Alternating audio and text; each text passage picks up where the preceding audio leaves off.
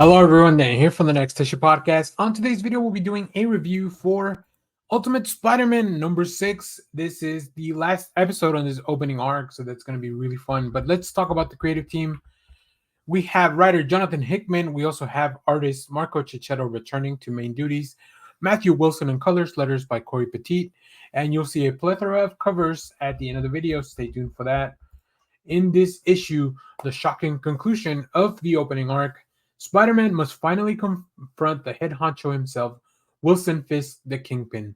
Kingpin, as the owner and operator of the Daily Bugle, has been working with the Makers Council to control the spread of information in their favor, which means he's the first domino that must be toppled to end their regime. Plus, Mary Jane holds her own.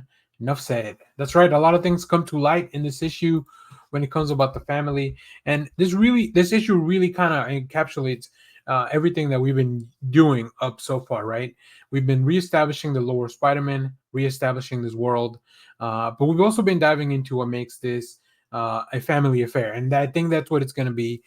We have a really fun alliance with the Green Goblin because everything is a little bit different in this ultimate version of the Marvel Universe, which is really fun. Also, as I mentioned, we have Marco Checchetto returning to the main duties, and I think that if we're gonna do a little, in between arcs, or as the arcs are progressing, if you need a fill-in artist to do an issue that's a little bit, kind of like a flashback, or an issue that focuses solely on Peter and his family and stuff like that, I think that's a great way to do it. I do want the main action to come from Marco Checchetto. His style is just very dynamic, very expressive. I think he's got a handle on what these characters should look like and should be acting like and look like on the page. So really enjoy that. So let me give you a quick preview of the art here. So we're gonna get a little bit in spoilers for this issue, so if you haven't read it, maybe go check it out first. I highly recommend it. So as you can see here, Peter is confronted by his family because he's all beat up. Now we don't know what happened yet. It's been 4 months since he first kind of may found out about Spider-Man, and now his family is questioning what the heck happened to his face. Ultimately, Peter will end up filling the family in, and that's kind of using this device as the frame of the story. It's really fun. We flash back to the Green Goblin and Spider-Man, who apparently doesn't even have a name as of this point.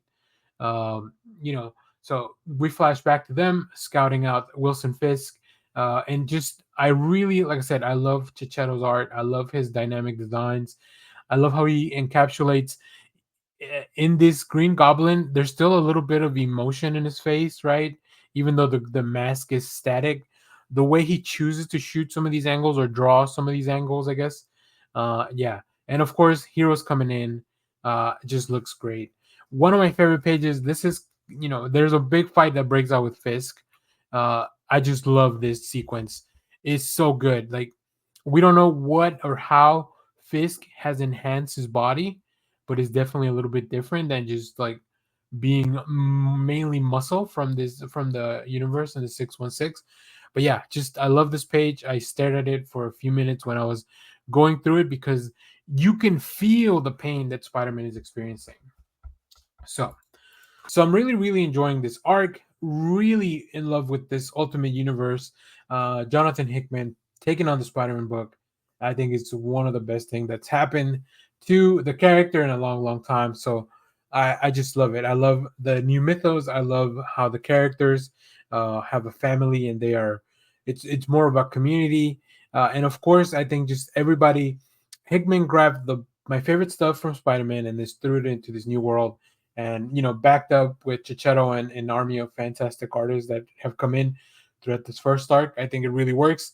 Hopefully people get on this either when you're a Marvel Unlimited or when the collection comes out, because this is the perfect entry point. This first arc, just a beautiful entry point for this. So if you have read this, let me know what you thought about it down in the comments. As always, thank you for watching, everyone. Remember, share, like, subscribe, hit the bell so you know when we go live. That is most Saturdays, 10 a.m. Central Standard Time. Stay tuned. We have more comic reviews, trailer reactions, TV recaps, all that fun stuff here in the channel. Thanks for watching, everyone. Bye-bye.